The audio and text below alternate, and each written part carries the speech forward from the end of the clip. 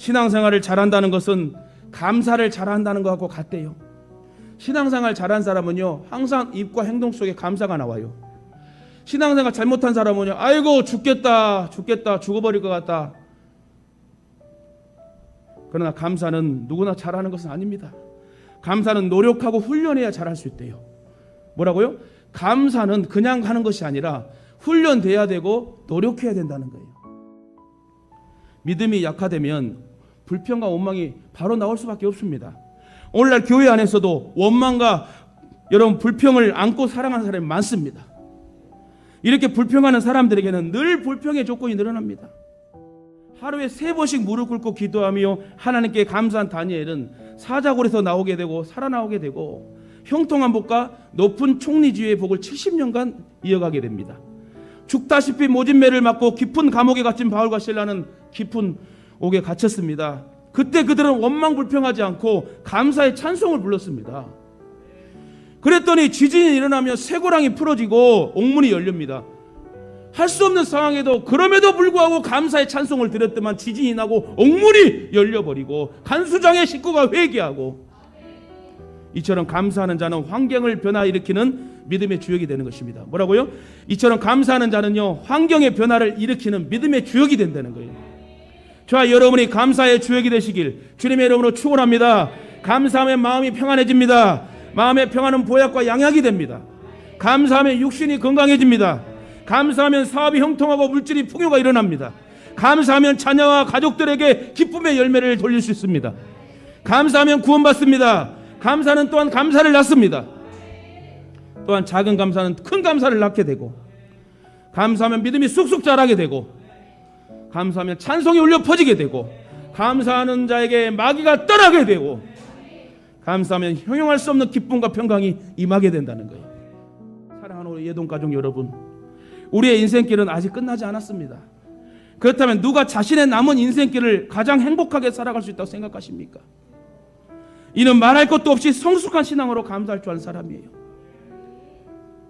오늘날도 수많은 사람들이 성경을 거부하고 과학이나 철학 또는 스스로 만든 종교를 통해 지식을 찾으려고 합니다. 그들은 하나님이 주신 계시를 거부하고 인간의 이성을 가지고 지혜를 찾을 수 있다고 말합니다. 무슨 문명, 문화와 어떤 지식의 모든 역사를 더 의지합니다. 그러나 사도 바울은 사람들이 하나님이 주신 말씀을 버린 결과 더 어리석은 자가 되었다고 말합니다. 바울은 오늘 본문 23절에서 사람들이 하나님의 말씀을 버린 결과 어떻게 어리석게 되었는지 여러분 설명하고, 24절부터 그러므로 하고 하나님 앞에 저주받는 그런 모습을 여러분 성경은 기록하고 있어요. 그래서 사람들은 영원한 창조주 하나님 대신 짐승과 새 모양, 파충류 모양 같은 우상을 만들고 그것들 앞에 절을 합니다. 하나님께 돌려야 할 영광을 짐승과 파충류에게 돌려버리는 미련한 자들이 되면 안 됩니다. 스스로 지혜롭게 되려 지식이 있다 생각하며 결국 더 무력한 존재가 될 수밖에 없는 것입니다. 하나님께 돌릴 영광을 짐승이나 벌레에게 돌리고 썩어질 인간에게 돌리는 것은 인간이 어리석게 되었다는 걸 보여주는 증거입니다.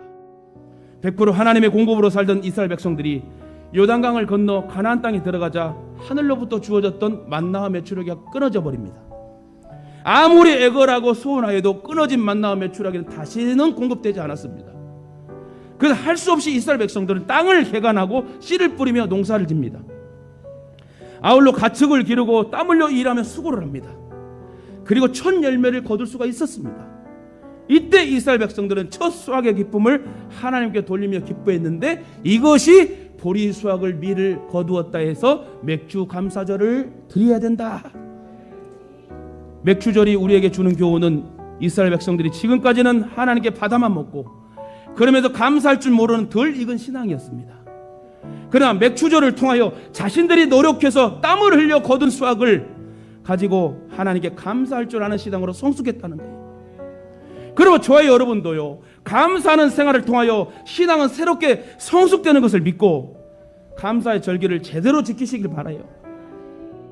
하나님이 죄와 사망에도 구원하여 생명과 자유를 누리게 하신 복을 주신 것에 감사하고, 하나님이 율법을 주신 이 말씀을 주신 것에 대해 감사하고, 하나님이 성령님을 보내주심으로 우리로 하여금 광야 같은 세상 생활에서 이기고도 남을 수 있는 넉넉한 믿음 주셔서 감사하고, 무엇보다 나를 위해 십자가의 물과 피를 쏟으신 우리 예수 그리스도의 보혈로 우리가 이렇게 천국의 시민권을 획득하고 힘들고 어려워도 다시 고난 뒤에 축복의 역사로 우리 열매를 주시고 간증하게 하시는 하나님의 사랑을 우리는 감사해야 돼요.